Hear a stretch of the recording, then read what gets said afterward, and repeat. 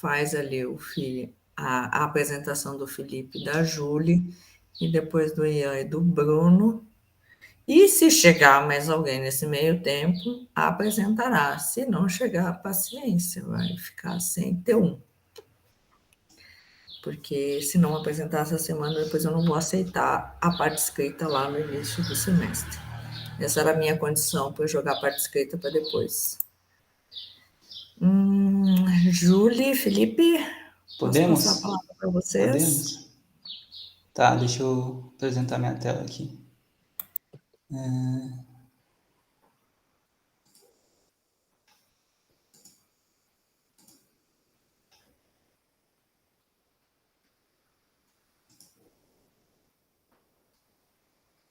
Tá dando para ver? Sim, Aí, eu tô vendo. tá. Então, Estamos vendo.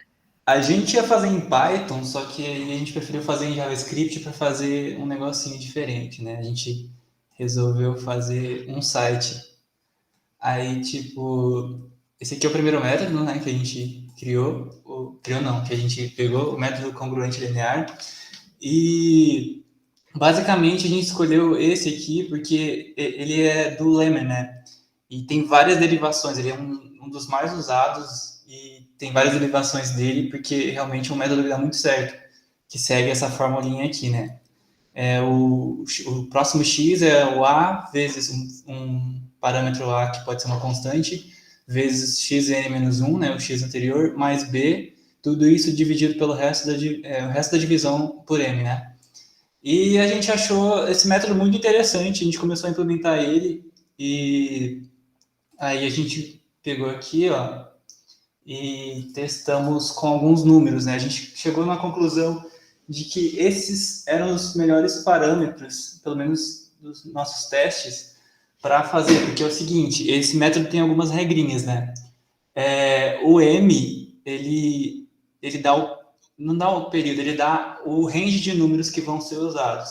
Então aí, tipo, a gente quer 8 dígitos, né? Então a gente coloca primeiro aqui 8 dígitos, e como a gente quer que use praticamente todos os números, a gente coloca 99999 até dar 8 dígitos. Mas tem uma regrinha, um peguinha a mais, que é o seguinte: se o M e o fator B, o parâmetro B, forem primos entre si, o período aumenta muito. Então a gente fez esse teste, antes era 99 milhões, 999, e aí a gente mudou para 7 aqui e já aumentou muito o período de números gerados. E, bom, tem essa regra, né, do período. Tem uma regra que diz que o fator m tem que ser uma potência de 2, mas os nossos testes acabou que não deu tão certo quanto esses valores, por isso a gente manteve esses.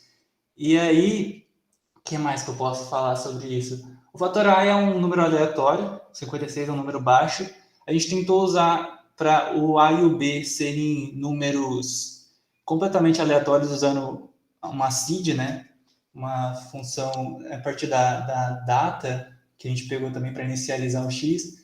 Só que acabou não ficando tão bom, porque às vezes eles pegavam os valores, como são aleatórios, pseudo-aleatórios também, para os fatores, não, acabava que às vezes dava uma lista cheia de uns e zeros, por exemplo.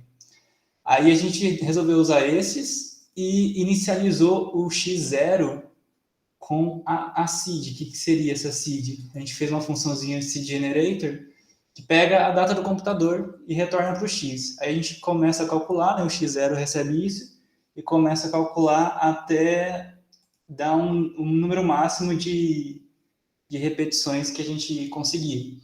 E aí a gente foi fazendo esses testes, testando quantas repetições iam acontecendo, e a gente depois, né, tirava o x0 para não ficar a seed lá, porque a seed não tem nada a ver com o processo todo. E aí a gente chegou à conclusão com esse MCL, a gente foi testando várias repetições, a gente conseguiu, se eu não me engano, 1 milhão e 40 mil números sem repetir. Aí a partir disso aí começa a repetir. E aí a gente se baseou, né, para fazer um segundo método. Como a maioria desses métodos são baseados no método do Lemmer, a gente quis tentar se basear nesse, mudar alguma coisa, mudar algum tchan ali na fórmula para tentar fazer um método melhor. E aí a gente conseguiu, e é esse que a Julie vai falar agora. Que ele se chama método congruente linear alfa, porque ele é melhor. Então, basicamente, a gente usou aquela fórmula que tá ali embaixo, que eu não vou ler toda ela porque é muito difícil de ler, mas a gente aprimorou basicamente a primeira para uma forma melhor que a gente foi botando. A gente testou outras combinações, mas algumas não deram certo em relação a uma fórmula aprimorada para um novo método, que é difícil de criar um novo método, mas então a gente acabou usando aquela fórmula ali depois de alguns testes em relação a uma fórmula nova, digamos assim.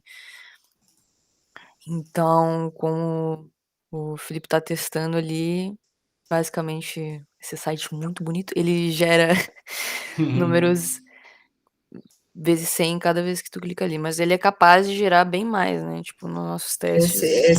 Essa página vocês subiram onde? No Netlify, porque é gratuito, né? E a gente é pobre. É, Não, eu ia dizer que era para os outros acessarem para testar o método de vocês. Então, vocês podem entrar nesse link aqui, ó. Pseudo vou aleatórios. mandar o link ali. Bota Vou aqui no mandar, vou chat mandar. para a gente acompanhar, porque o Felipe, tu estava mostrando o código, eu estava fazendo uma força aqui para tentar enxergar Nossa, o que desculpa. Tava pequeno. Eu pensei em avisar assim, eu tava tipo, mano. Putz, pior que eu não sei como E se eu te coloco aqui na minha tela maior, aí fica muito esquisito, porque daí eu fico olhando para cá, ó, daí vocês vão dizer, nossa, ela não tá nem prestando atenção no que eu tô falando. Pior que eu nem me Aí, toquei ó, aí, disso. ó. Nossa, É, nice. agora me Não, deu eu uma sabia o que olhadinha. tava no código, Agora então eu tava tipo melhorou. assim. Ó, É vamos porque também eu testar uso um ali, ó. monitor grande, aí fica tipo 2 códigos pequenos aparecendo. Eu tô com a Tá. tela do notebook para eu poder olhar para vocês aqui, e que Então, não é grande tipo. coisa, mas, mas fica. E tem o agravante da idade avançada. Não, pô, mas tava pequeno mesmo, que não me toquei. Tá, Deixa eu olhar aqui o método. completando o que a Julie falou sobre quantos números a gente conseguiu gerar com esse método novo, esse aqui é o valor que a gente usou, né? O for, né? Que vai até o máximo, e esse máximo a gente testou para cada número. Tipo, a gente passou um vetor não, uma funçãozinha para ver quando os números começam a repetir nesse vetor, né? E aí a gente foi testando número a número, e acabamos chegando que, ó, esse aqui é 1.040.000, que é o primeiro método, e o método que a gente fez é um aprimoramento do método Lemmer, um dos métodos do Lemmer que foi aprimorado, a gente conseguiu chegar em 8.326.799 números sem repetições. A partir de 800 aqui começa a repetir. E aí, não vou conseguir gerar todos aqui, que senão dá pau no VS Code. Mas basicamente, essa parte do código aqui da direita, a gente roda com o Node. Essa parte da esquerda, como é no navegador, a gente roda lá no sitezinho bonitinho. Mas isso aqui a gente está rodando no Node para conseguir mostrar aqui os testezinhos mais fáceis, né? Então, ó, método congruente linear alfa, tem repetições? Tem, porque está em 8.626.000 e cacetada. Método congruente linear, o linear e depois o linear alfa. Esse aqui não tem repetições, deu false, porque ele não achou nenhum número que se repita no vetor de 8.626.000 e tudo isso aí, 799. Então, assim, não queria falar nada, mas o nosso método é melhor. Melhor. Só queria... Ele gera muitos números. Marketing ele é tudo gera na vida. muitos números, entendeu? Você precisa de 8 milhões, não sei quantos, 799 Se você números, fizer a gente consegue. um simulador que vai gerar 8 milhões de entradas ou 8 milhões de tempos de atendimento, sem você vai repetições. garantir a sua aleatoriedade usando o método alfa. Exatamente. Eu não consigo nem imaginar um negócio nesse Esses testes que vocês botaram no Node, vai lá para o artigo escrito, né? Sim, sim. Com certeza. Essas informações todas lá. Tá, deixa eu ver o que eu mais tinha que falar. O método, chama método congruente linear alfa, além de ser porque é novo, né? É porque a gente plotou Achei isso que era a alfa dos lobisomens. Não, porque ele é o maior. Não, pelo amor de Deus. Alfa! Além de ser porque ele é novo, é porque tipo, a gente plotou essas duas fórmulas, né? A do método congruente linear e a do método congruente linear alfa. E o nosso ângulo alfa, né? não é variante angular, esqueci o nome agora. Enfim, o ângulo, né? O parâmetro que dá o ângulo, que a gente chama de alfa, ele é maior nesse nosso método. Então, já é uma diferença bem gigantesca, assim, do método tradicional. Apesar de ser, tipo, só uma variação do método, mas aí a gente pensou assim, nossa, porque a gente queria fazer uns métodos, assim, louco, que usasse exponencial, integral e tudo mais. Só que a gente foi focando mais nessa de manter focar na repetição, né? Focar em não ter repetição de número. E a gente acabou que chegou nessa fórmula como sendo a melhor. Todas as outras que a gente tentou com exponencial dava menos, um período menor, entendeu? Aí a gente preferiu só pegar essa fórmula do Lemmer, e como as outras também foram baseadas nessa, inclusive a do congruente linear foi baseado na original dele, a gente se baseou nessa para fazer uma melhor. Melhor. Muito bem, ficou bem aleatório mesmo. Tá? Estou olhando aqui no site que vocês passaram ali, ficou bem bacana. Outras formas era usar hash, né? Que nem tem alguns métodos mais novos que usam. Sim, Mas como o objetivo não é desenvolver métodos mais eficientes ou coisa assim, e sim só vocês trabalharem um pouco essa parte de geração de números aleatórios, que faz parte da nossa ementa, né, e entender que a importância dessa não repetição é justamente para garantir a variabilidade de qualquer sistema que vocês forem precisar de variáveis aleatórias, né? Uhum. Sempre que vocês precisam. Mas, por exemplo, quando a gente vê ali no simulador, que a gente vai começar a usar o Arena agora, ali ele vai gerar a taxa de entrada aleatória, mas com base numa função. Aí os números aleatórios vão ser definidos com base na distribuição. Então, por exemplo, eu vou ter uma distribuição exponencial e os dados aleatórios têm que estar dentro dessa distribuição. Por quê? Porque o comportamento daquele sistema diz que as taxas de entrada seguem uma exponencial, porque já foi feita a amostragem, já foi feito o histograma e já foi visto que o comportamento é aquele ali. E aí vocês vão ver que ali a geração dos aleatórios ela está relacionada com o comportamento e sempre vai ter uma distribuição associada, né? Que é o próximo passo para entender essa questão dos aleatórios.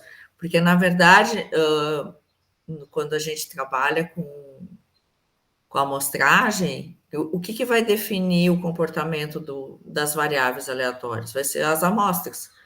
Então, por exemplo, eu não sei como se comporta, eu posso usar uma tabela de números aleatórios para representar a aleatoriedade. No momento que eu sei como se comporta, e aí vocês têm aquele exercício das amostras, e tem que fazer o histograma, e depois vai usar uma tabela de números aleatórios com aqueles valores de distribuição de frequência, justamente para dizer que tem que ser aleatório, mas está relacionado com a distribuição de frequência daquelas amostras. Então, ali entra essa questão da distribuição, entendeu? São duas coisas associadas que representam o comportamento dessas variáveis aleatórias. Mas está muito legal, gostei muito do trabalho de vocês. Obrigado. Parabéns. Depois eu vou mandar por e-mail, então, que realmente o texto não precisa ser agora, tá? Talvez vocês não tivessem entendido e eu me esqueci de mudar ali. Acho que eu só mudei de redes. Eu vou jogar lá para a semana do recesso, aí vocês terminam com calma. Semana que vem vai ficar, então, uma atividade de exercício. Eu até estava, essa semana, eu joguei para a semana que vem, um exercício de prova, né? Porque daí, quando vocês voltarem do recesso, tem a prova teórica, que é essas tabelas de distribuição. Então, vou deixar ali pelo menos duas provas que foram feitas no passado, para vocês estudarem e já estudar semana que vem. Mas não é para valer, né? É só para treinar. Não, para treinar. Para vocês estudarem, na real, porque semana que vem eu vou estar de atestado, né? Então, não vou conseguir, tirar dúvida, não consigo fazer nada, porque eu não sei nem se eu vou poder usar o computador. Eu vou estar com esse braço aqui, impossibilidade de mexer. Então, a pessoa já não digita com o braço só, ainda mais o esquerdo, né? Então, vocês entendo que vai ser uma coisa, né? Nem que a pessoa quisesse, já me botaram numa banca semana que vem, eu disse, nossa senhora. Enfim, daí eu combinei, tá, eu vou para a banca, mas mando o trabalho antes, que é para mim fazer todas as sugestões antes da banca. Daí na banca eu fico ali no celular assistindo. Mas realmente escrever vai ser impossível. Daí eu vou então deixar essas atividades e um exercício para fazer no simulador para ver se vocês conseguem rodar já os exercícios no Arena. Tá? Então a aula assíncrona da semana que vem vai ser isso. Beleza. Tá certo? E a entrega do trabalho, então, pode ficar para o retorno do recesso, vocês terminam com calma ali. Período de férias, entre uma caipirinha e outra, vai ali, dá uma olhadinha no texto, diz, tem que testar a professora Ana Lúcia, foi a única professora que não foi carrasca e terminou tudo em dezembro. Exatamente, a única. Graças ao chororô do Felipe Verones na segunda-feira. Não fala assim, professor. Eu apresentei uma argumentação concreta. Prova, ele... Argumentação concreta. Mas ainda bem que você se manifestou, né? Porque eu ia achar assim, Então, nossa... Você viu, né? Depois que eu me manifestei, todo mundo concordou. Se eu não tivesse falado nada, todo mundo ia ter aceitado calado. Fica aí a reflexão. Mas tipo assim, como eu dou uma semana para fazer a prova, é só um exercício mesmo. Mas pra gente fazer bem, focado na matéria, né? Mas eu entendo o lado de vocês também. Eu sou bem humana para compreender esses desgastes que vocês estão passando aí nesse final de ano. Tá certo? Parabéns, então. Foi muito bom. Uhul!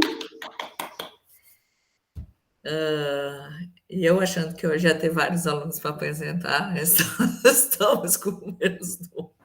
O Ibope está mais baixo que o da segunda-feira, mas tudo bem, né? Nossa Senhora. Ian e Bruno. A gente pode começar? Boa. Tá, eu vou vocês. apresentar a tela aqui então. Só um segundo.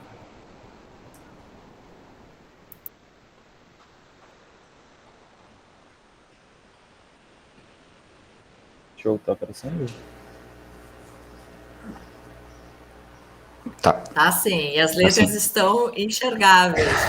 Não, eu acabei de pesquisar no Google como é que dava zoom aqui, senão... Ctrl mais. Ou scroll. Pode começar. Bom, a gente, como o primeiro método, a gente escolheu o método do Mersenne Twister. Eu comecei a pesquisar sobre os métodos e eu cheguei num vídeo de um rapaz que eu gosto no YouTube, que ele estava falando sobre somar números aleatórios, se isso ele deixa um número mais aleatório, tipo, somando 2 números aleatórios. E eu achei bem interessante porque, na verdade, não funciona fazer isso. Eu tinha até pensado em somar 2 números no nosso método, só que você acaba criando uma pirâmide, onde a média ela sempre vai aparecer mais do que as extremidades, porque, por exemplo, os únicos jeitos de conseguir o número 0 é 0 mais 0, então vai ser muito difícil acontecer. E Bruno, tu quer dizer que tu comprovou que o cara falou bobagem? Por quê? Porque ele disse que somar números aleatórios deixava os números mais aleatórios? Não deixava. Não deixava. Ele comprovava que não deixava mais aleatório. Entendi. E eu achei que tu tinha seguido o que ele tinha dito. Não. Não, ele fala que realmente não funciona, e ele até fez uma simulação mostrando esse gráfico, essa pirâmide que forma. E ele estava explicando também sobre o Mersenne, e eu achei bem legal, porque o Mersenne, ele consegue gerar 2 elevado a 19.937 números aleatórios. Se você pegar o universo inteiro e transformar isso em energia, muito provavelmente não seria possível chegar um momento que vai repetir esses números aleatórios. O Mersenne, ele é baseado em uma recorrência linear de uma matriz sobre um campo binário infinito. Aí, para poder gerar, eu usei a própria funçãozinha mesmo de C, que tem dentro da biblioteca Randall. Então, eu criei uma função onde eu crio uma variável Randall Device, o RD, e depois uma variável do Mersenne. E eu consigo mexer na distribuição. A distribuição ela vai me dar os números que eu quero. Tipo, por exemplo, ali no dist, se fosse 0 a 99, ele iria me dar número de 0 a 99. Ou seja, 2 casas. Então a gente colocou 8 casas para poder gerar os números até de 8 casas. Aí depois tem o nosso método, se você quiser só rodar aí para mostrar para ela. Eu vou rodar o Mersenne primeiro, Uhum. tá funcionando.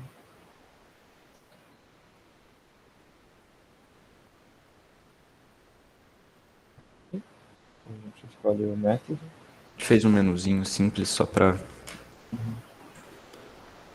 Ele gera números aleatórios.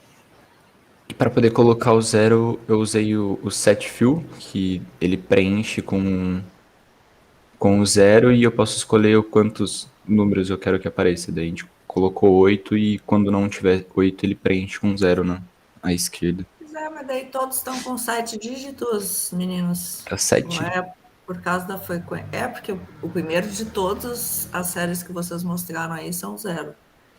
Talvez tenha que botar uma replicação maior Eu acho que tem que botar talvez para mais ele um pegar o 9 aqui. 8º dígito. Ele está pegando até o 7º, porque deve seguir uma... Aqui a gente botou 7 novos aqui. Botar mais Boa. Agora vai 8. Vamos ver. Tá, peraí.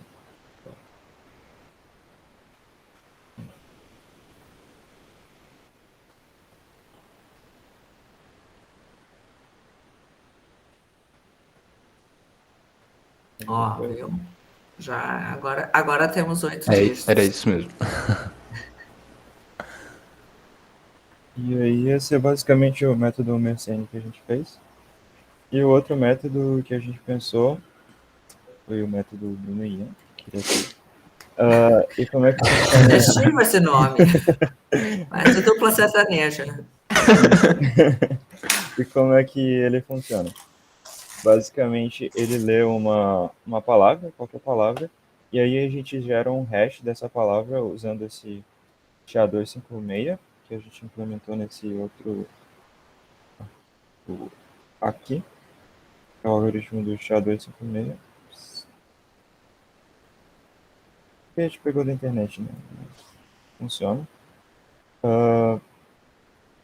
E aí, depois que ele lê essa palavra, ele gera o hash. A gente pega desse hash quantas casas a gente quiser. Não sei se dá para ver aqui. Mas esse site aqui, ele mostra qual hash que gera, né? Então, colocar a letra A, ele gera esse hash. Tudo mais. Tem mais ou menos o mesmo tamanho, todos os hashes. E aí, com esse hash, a gente transforma... O hash, ele gera letras e números, né? Então, a gente transforma todas as letras... Transforma todas as letras em números e os números a gente mantém. Bem aqui, ó. Se for uma letra de A a Z, no hash também só tem letras minúsculas, a gente transforma em um número que vai de 1 até 26, né? De A a Z. Se não, ele imprime o número que já está no hash mesmo. E é basicamente isso. Deixa eu mostrar. E gera esses números aleatórios. O único problema, vamos dizer assim, desse método é que se eu colocar, por exemplo, a letra A, ele sempre vai gerar o mesmo número. Então, é meio que aleatório. Por isso a gente fez o seguinte. A gente, na verdade, está fazendo ele ler um arquivo. Esse arquivo com várias palavras. Aí aqui tem 100 palavras. E aí, com base nessas palavras, ele gera um número. Se eu colocar outra palavra aqui, tipo, teste. Vocês estão gerando o hash a partir daquela lista? A partir daquela lista, sim.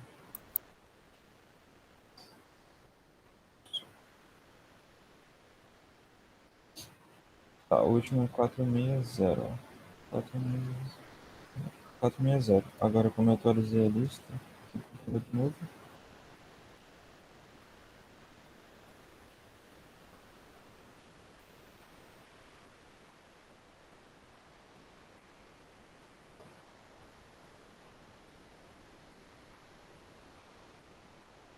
Parece que girou 4.000 de novo. Ah, não. O último era esse aqui, ó. E aí, como eu atualizei a lista, girou esse outro número aqui. E eu posso adicionar e tirar quantas palavras eu quiser daquela lista para poder gerar novos números aleatórios, né? Ah, se tu modificar a lista, ele muda a tua sequência. Se Isso. mexer uma letra de alguma palavra, ele já muda o hash, Completamente. né? Se tu Completamente. tirar umas 3 palavras dali, vamos ver.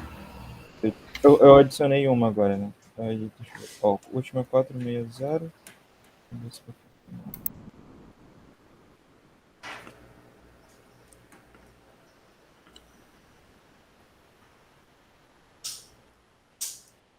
Ó, já adicionou mais um número aqui. Então, é basicamente assim que funciona. O único jeito, né, de aparecer um número igual é se a palavra for igual. Porque, por exemplo, se for A, depois ou AA, ele vai dar diferente. Uhum. E aí a gente pode também modificar o tamanho, é só trocar o tamanho do char aqui. Se quiser 4, trocar aqui. E Ah, deixa eu ver se eu entendi. Então, as 100 palavras são para gerar 100 números aleatórios. Isso. exatamente. A gente ia Ah, por fazer. isso que está repetindo o número anterior ali, porque vocês mudaram a última palavra só, é isso? Isso, Ah, exatamente. tá, agora eu entendi. Porque eu estava entendendo que toda aquela tabela gerava a chave de vocês para gerar os outros 100 números. Não, Não. Cada palavra gera um hash, aí a gente reduziu ele em 8, e aí ele gera um número aleatório. Então, E vocês têm que botar isso tudo no trabalho escrito daí, tá? Aham. E daí no trabalho escrito a gente explica, deixa mais certinho, assim, em questão da parte da criação do hash também. E eu te interrompi, o que tu estava mostrando? não, eu só ia falar que é exatamente isso, né? Para cada palavra ele gera um número. Então, é só colocar palavras em um arquivo que ele vai gerar como você quiser. E acho que é isso. Exatamente isso. Tudo bem. Os colegas presentes têm alguma dúvida, alguma pergunta para fazer?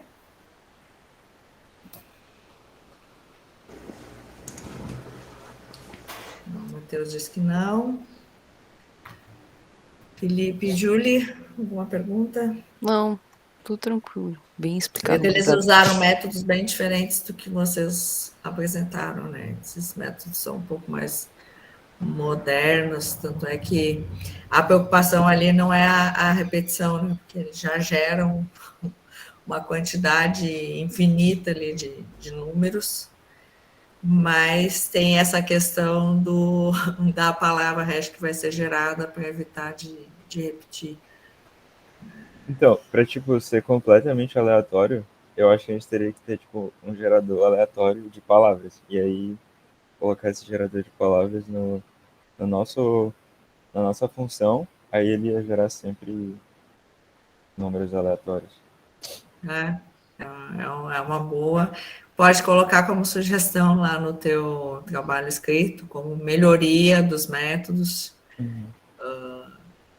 que essas percepções a gente vai tendo só quando a gente vai praticando, na verdade, né? Porque A gente tinha tentado também, ao invés dele trocar o caractere pelo número da tabela ASCII, a gente queria gerar um número aleatório usando o Random, né? Usando o Random Engine default mesmo do C++, só que não estava funcionando. A gente colocava e ele não aparecia o número, ele aparecia um caractere aleatório lá da tabela ASCII. E fuçou e não conseguimos achar o porquê. que estranho. Bom, mas enfim, acho que acabaram achando uma boa solução aí mesmo, com esse problema encontrado. Mas é estranho, talvez tenha faltado alguma função, ou sei lá, é porque muitas vezes vocês estão trabalhando com long int, com int, porque é aquilo que eu falei na segunda-feira, muitas vezes esses números são gerados, eles são muito grandes. Se vocês estão trabalhando com valor numérico, vocês têm que usar a opção de armazenamento maior de números inteiros, que eu acho que é long int, alguma coisa assim. É só long, acho que em C++. É, ou só long, A gente alguma coisa assim. tentou, mas não sei por que não estava indo. No caso, eu acho que o nosso problema é porque a gente está usando um char aqui, né, para armazenar o hash final. E aí, na hora de fazer esse negócio de char, Na conversão na deu conversão ficava muito diferença. zoado. Pode ser também. Mas normalmente esses problemas de programação que vocês encontram é por conta disso, porque pensa bem, eu estou gerando ali 8 dígitos de um número inteiro. Quando o compilador vai fazer operações numéricas, ele considera isso um valor extremamente grande. Então, assim, ó, o int normal, se eu não me engano, só armazena 8 bits, não? 1 byte por armazenamento. E o long, se não são 2, são 4 bytes. Então, querendo ou não, essas questões dá problema na compilação e aí se gera esses problemas malucos que a gente, poxa, mas eu estou fazendo tudo certinho e o meu programa não está funcionando corretamente. Muitas vezes são essas questões de conversão de tipos de dados. E a gente não dá muita bola para isso, porque, tipo, é um inteiro, é um número inteiro. Mas é um número inteiro extremamente grande, né? Diferente do tu armazenar, sei lá, 1, 2, 3, 4, 5, 6, 10 mil, 5 mil que seja. É um valor bem maior. Então, muitas vezes pode acontecer essas maluquices aí de vocês tentar resolver por uma análise ali na tabela ASCII e, na verdade, como tu pega um bit só, de repente, como tu pega um byte só, de repente, ele armazenou de outra forma. Eu não sei se os compiladores hoje... Porque, por exemplo, tem linguagem de programação hoje que a gente não declara nem tipo de dado, né? Então, tem mudado essas concepções e quantidade de armazenamento. Hoje você não tem problema de memória para fazer um programa, mas tem que ver como que essa linguagem que vocês escolheram se comporta com relação ao armazenamento dos dados, porque isso é da linguagem, muda de linguagem para linguagem, para não dar estouro de memória, essas coisas assim. Por isso já está reservado.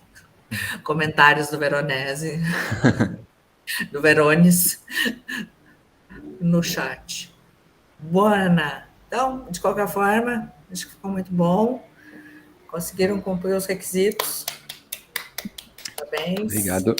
Professora, só uma dúvida. Depois, quando voltar depois do recesso, a gente vai ter que apresentar de novo ou não? É só entregar o... É só entregar o relatório, não, o artigo. Eu vou deixar o link para a primeira semana ali de fevereiro. Só entregar. Se vocês tiverem dúvida com relação à parte escrita, e eu pedi formato de artigo, né? Se vocês tiverem alguma dúvida com relação à parte escrita, daí eu deixo uns dias ali para vocês perguntarem no fórum ou me mandar por e-mail mesmo. Mas, a princípio, sei lá, a aula começa dia 31 de janeiro. Sim. Deixa eu pegar o calendário aqui. 31 de janeiro, vocês teriam que entregar no dia 2, que é a segunda aula da semana, mas digamos que eu vou botar ali, ó, a entrega até sexta-feira, dia 4 de fevereiro. Entendi.